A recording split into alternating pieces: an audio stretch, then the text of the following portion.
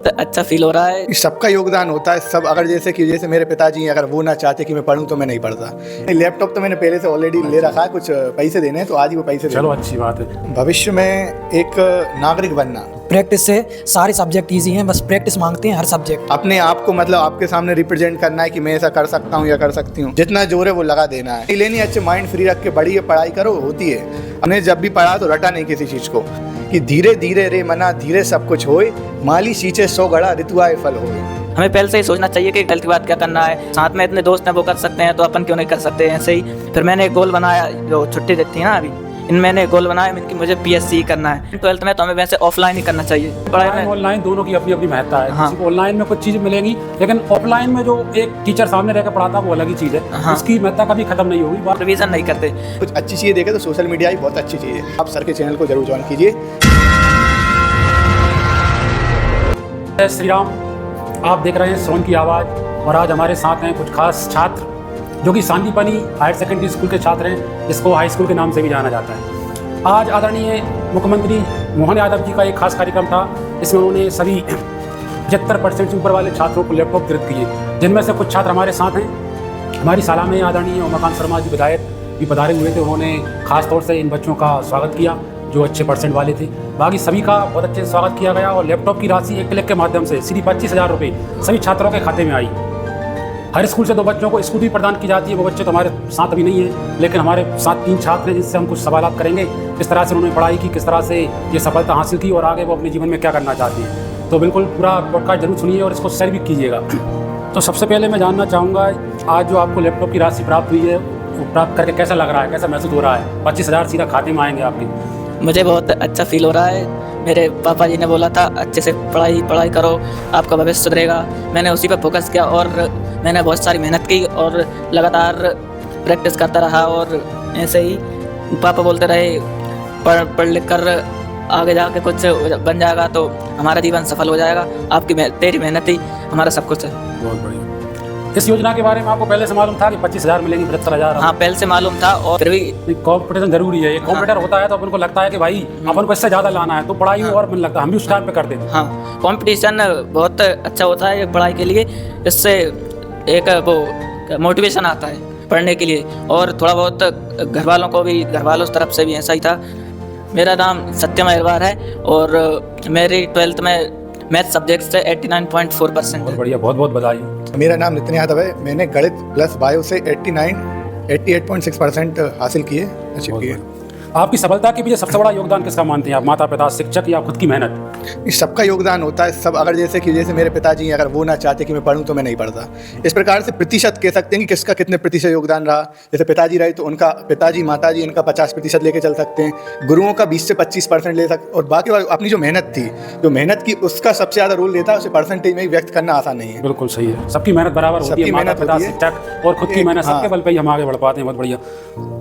आपकी पढ़ाई की दिनचर्या के बारे में बताना चाहेंगे, किस तरह से पढ़ाई करते थे, क्या था दिनचर्या पढ़ाई की? मैंने कोई दिनचर्या फिक्स नहीं की थी। जब टाइम लेते 3 से 4 घंटे दिन में आता था सेल्फ स्टडी, और कोचिंग वगैरह आते जाते रहते थे। एक मन लगा था कि हाँ पढ़ना है। IQ लेवल होता है कौन कितना कैच कर पा रहा है, किया था।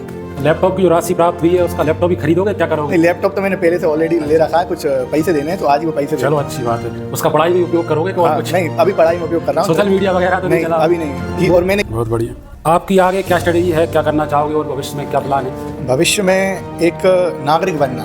जैसे कि एक भारत का नागरिक, एक अच्छा नागरिक, थोड़ा बहुत ज्ञान अर्जित हो जाए। मैं 11वीं और 12वीं मैंने सोचा था कि UPSC करना है तो करना है, पर 12वीं में कुछ ऐसे उतार चढ़ाव आए बाद में। जैसे कि मई और जून का जो महीना था वो मेरे लिए बहुत अच्छा नहीं रहा।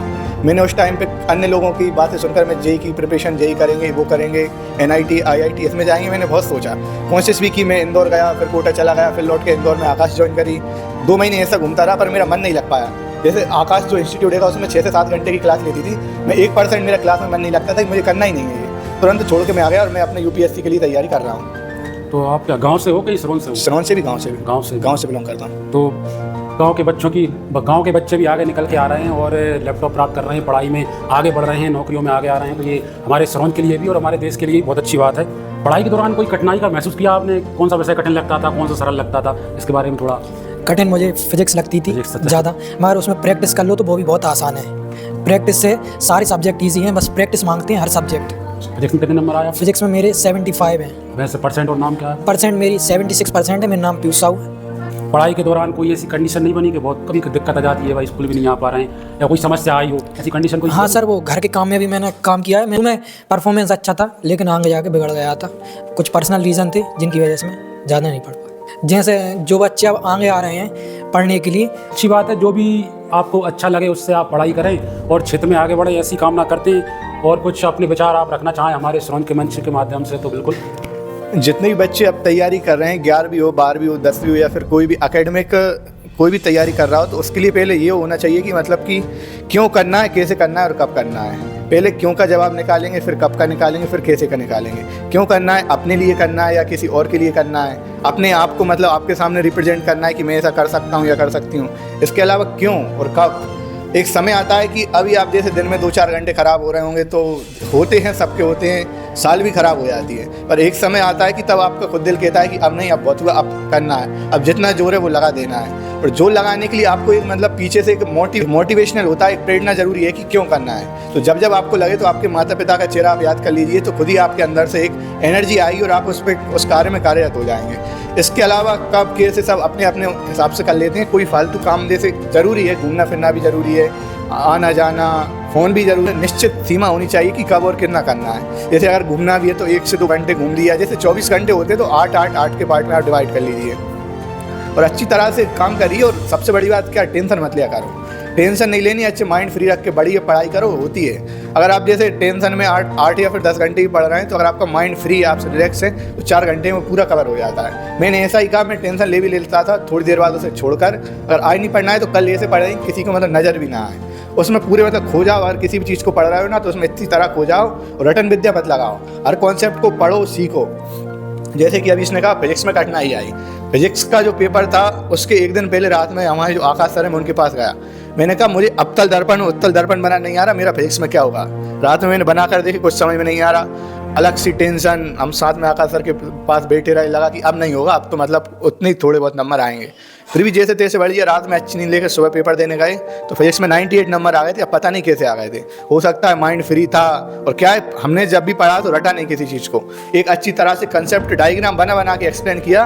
और जैसे अगर बुक की भाषा है तो बुक से तो ठीक है वो आप कर रहे हो, पर अपना खुद का कितना जोड़ सकते हो। हमने नोट्स भी नहीं बनाए, ज़्यादातर की नोट्स बनाए हों, लेक्चर देख के थोड़े बहुत यहाँ कोई देख के ऐसे ही हम पेपर देने चले आते थे। और आखिरी वो तो रिजल्ट और भी अच्छा होता, कुछ कारण देखा आया था, तो उससे फिर मन नहीं लगा। नवंबर के बाद से दिसंबर, जनवरी, फरवरी ऐसे ही निकल गए थे हमारे। पढ़ाई के दौरान सोशल मीडिया का यूज़ किया? बिल्कुल नहीं, फेसबुक तो मेरा पहले से भी नहीं था। फेसबुक मैंने 4 साल पहले बंद कर दिया था। इंस्टा ऐसा था कि कर लेते थे, अकाउंट डीएक्टिवेट कर देते थे, फिर लगा कि करना है, किसी की ज़रूरत है अभी, तो फिर कर लेते थे। अगर कोई उस पर एक्टिव आ रहा है तो भी कर लेते थे, पर क्या उसमें ज़्यादा नहीं कोई, हाँ कि करना है। और हमने तो रीलें चलाई, रीलों से मोटिवेशन आता था।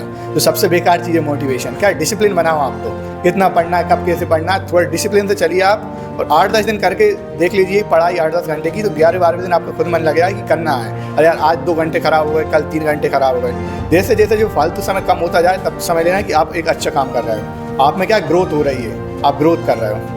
सही है, मोटिवेशन तो कुछ समय के लिए रहता है, वो बना लिया। और वो भी अगर एक्सटर्नल है तो ही रहेगा। और हमारे जो विकास दिव्यकृति सर हैं, उनकी एक बहुत अच्छी लाइन है। उन्होंने कहा था कि मैं कोटा इंदौर इतनी बार आया, उसी लाइन के जरिए मैं इतने दिन वहाँ तक टिक पाया था कि धीरे धीरे रे मना धीरे सब कुछ होए, माली सींचे 100 घड़ा ऋतु आए फल होए।